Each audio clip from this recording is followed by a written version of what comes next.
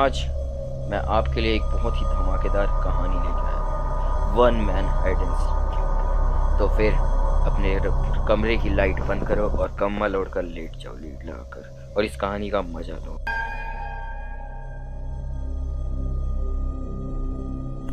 When we come to see the teddy bear are here to play.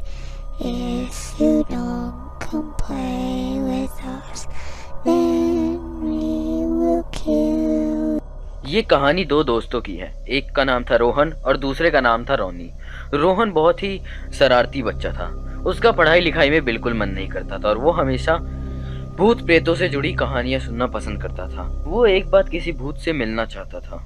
वो हमेशा horror mystery की videos देखा करता था। एक दिन उसे पता चला कि उसके मम्मी पापा 1-2 दिन के लिए कहीं जाने वाले हैं, इसीलिए उसने सोचा कि क्यों ना उस दिन कुछ किया जाए। तभी उसने हॉरर मिस्ट्री के चैनल पर उनकी नई वीडियो देखी, जो कि थी one man hide and seek के ऊपर। तब उसने सोचा कि क्यों ना इस गेम को खेल कर देखा जाए। उसने उस वीडियो को देखा और उसके बारे में सब कुछ जाना, और फिर जिस दिन उसके मम्मी पापा गए उस दिन उसने सारी तैयारियां की और उस गेम के लिए बिल्कुल तैयार हो गया। लेकिन दोपहर होते होते उसे थोड़ा डर लगने लगा, इसलिए उसने अपने दोस्त रोनी को भी बुला लिया। रोनी जब ये सुना और उसने उस गेम के बारे में सुना, तब वो बहुत ही एक्साइटेड हो गया। वो भी एक बार इसे कर कर देखना चाहता था। तब उन दोनों ने रात 3 बजे का वेट किया, और रात को 3 बजे उन दोनों ने वैसा ही किया जैसा कि उस वीडियो में बताया गया था। अगर आप वो वीडियो देखना चाहते हैं तो आप उसे मेरे चैनल पर जाके देख सकते हैं, या मैं उसकी लिंक अपने डिस्क्रिप्शन में दे दूंगा। तो जब उसने ये सब किया तब रोनी थोड़ा शैतान था। जबकि गुड़िया के ऊपर 3 ही बार चाकू से वार करना था, लेकिन रोनी ने उसके ऊपर 4 बार चाकू से वार किया। और तब वो दोनों आकर अपने छुपने वाली जगह पर छुप गए। उन्होंने उस गुड़िया के सामने एक फोन रख दिया था, जिससे वीडियो कॉल उनके फोन से कनेक्ट थी, जिससे कि वो देख सकते थे कि वो गुड़िया हिल भी रही है या नहीं। फिर वो दोनों बैठकर टीवी देखने लगे, क्योंकि उन्हें लगता था कि ऐसा कुछ नहीं होने वाला, कोई भी उन्हें ढूंढने के लिए नहीं आएगा। लेकिन जब वो टीवी देख रहे थे तभी रोनी की आंखें एकदम से मोबाइल की तरफ गई और उसके सारे रोंगटे खड़े हो गए। वो डर से कांपने लगा और उसने उसी वक्त उस मोबाइल को वहीं छोड़कर रोहन को कहा, जल्दी जल्दी चल यहाँ से। जिस पर रोहन ने उससे पूछा क्या हुआ, जिस पर रोनी बोला, मैं सब कुछ बताता हूँ, जल्दी चल, इस कमरे से जल्दी चल, दूसरे कमरे में चल, दूसरे कमरे में। और इतना कहकर वो उसे लेकर दूसरे कमरे में चला गया। वो तब रोहन ने उससे पूछा कि क्या हुआ, अब तो बता। जिस पर रोनी बोला, चुप, एकदम चुप, ज्यादा शोर मत कर। जिस पर बोला क्या हुआ, तो बोला कि मैंने मोबाइल देखा वीडियो कॉल में, वो गुड़िया हिल रही थी, वो कैमरे में हमें देखकर मुस्कुरा रही थी, और फिर उसने चाकू से उस कैमरे की तरफ वार किया और सब कुछ धुंधला हो गया। ये सब सुनकर रोहन थोड़ा चौंक गया था। उसे लगा कि रोनी मजाक कर रहा है। जिस पर रोहन बोला, मजाक वजाक मत कर, मेरा दिमाग खराब मत कर, वैसे भी रात के 3 बजे हैं, मेरे को ज़्यादा डराने की कोशिश मत कर। तब रोनी कुछ बोलने ही वाला था कि उन्हें नीचे से किसी चीज़ के घिसटने की आवाज़ आई, और जब उन लोगों ने ध्यान से सुना तो ये किसी लोहे की चीज़ के घिसटने की आवाज़ थी। रोनी ने रोहन को मना किया, लेकिन रोहन बाहर गया और उसने जब सीढ़ियों से नीचे देखा तब उसका दिल उसके गले तक आ गया, क्योंकि नीचे उसने उसी गुड़िया को देखा। वो गुड़िया उस चाकू को खींचते हुए आ रही थी ऊपर। उन दोनों ने उस गुड़िया का नाम टेडी बेल रखा था, और वो गुड़िया उस चाकू को खींचते हुए ऊपर आ रही थी। रोनी भागते हुए अपने कमरे में आया और उन्होंने अंदर से दरवाजा लॉक कर लिया, और वो दोनों बहुत ही डर गए थे। उन्हें लगा कि अब उनका खेल खत्म है। तब उन्होंने एक आवाज सुनी।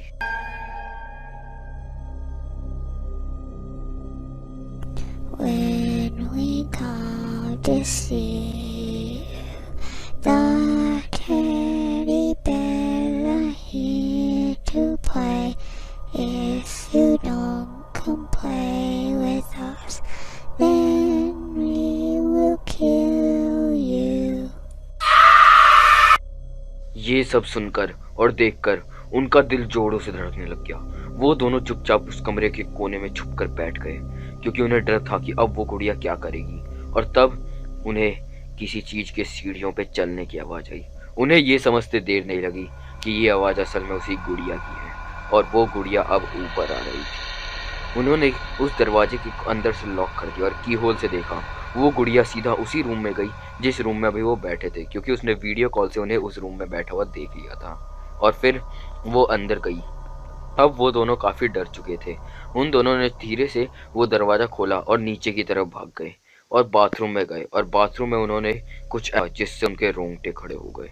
वो लोग सोच नहीं पा रहे थे कि उन्होंने अभी अभी क्या देखा, और तभी उन्हें पीछे से एक आवाज आई।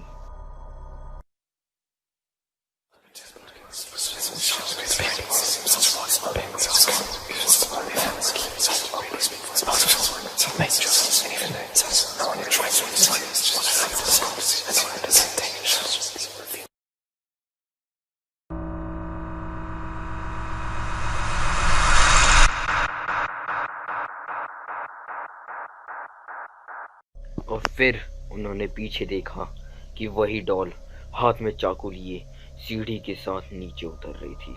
उन दोनों ने ये देखते ही जल्दी से दौड़ते हुए गए और बाथरूम का दरवाजा बंद कर लिया। लेकिन वो ये भूल गए थे कि उनके पैर गुड़िया नीचे से देख सकती है, और तभी नीचे से एक चाकू आया और सीधा रोनी के पैर में लगा। रोनी के पैर से खून निकलने लग गया था। अब उन्हें पता चल गया था कि वो गुड़िया बाहर ही खड़ी है और नमक का पानी ऊपर उसी कमरे में था। अब वो दोनों सोच रहे थे कि क्या किया जाए। तभी उन्हें बाहर से किसी चीज के जोर जोर से दरवाजे पर टकराने की आवाज।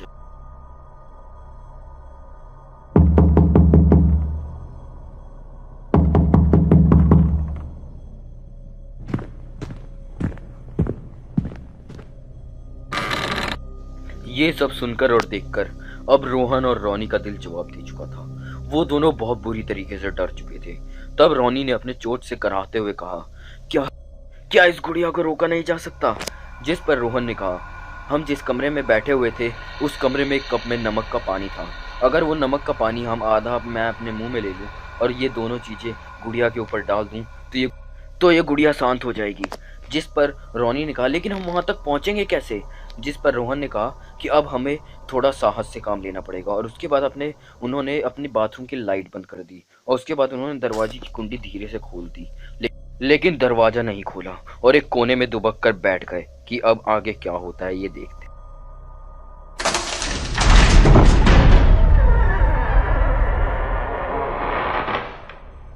और तभी दरवाजा खुला और वो गुड़िया उनके सामने अपने एक हाथ में चाकू लिए खड़ी थी और उसने उसी टाइम रोनी के ऊपर हमला कर दिया। रोनी के सीने में एक चाकू डाल दिया। तभी रोनी चिल्लाया रोहन से, जल्दी ऊपर जाके कमरे से नमक का पानी लेके आओ। और रोहन भागा। रोनी ने भी जल्दी से उस गुड़िया को पकड़ा और बाथटब में फेंक दिया और दरवाजा बाहर से लॉक कर दिया और भागते हुए ऊपर आए। और वो दोनों अपने रूम में घुसे क्योंकि उन्हें पता था कि अब अगर उसे इस गुड़िया से बचना था तो उन्हें उस नमक के पानी की जरूरत पड़ेगी। ये तो अच्छा था कि जब गुड़िया ने हमला किया तब रोनी ने गुड़िया के हाथ पकड़ लिए थे, जिससे उसके सीने में चाकू पूरी तरीके से नहीं घुसा और बस वहां से थोड़ा सा खून बह रहा था। वो दोनों पागलों की तरह उस नमक के पानी में ढूंढ रहे थे क्योंकि अब उनकी जान दांव पे लगी हुई थी। और तभी उन्हें पीछे से एक आवाज आई।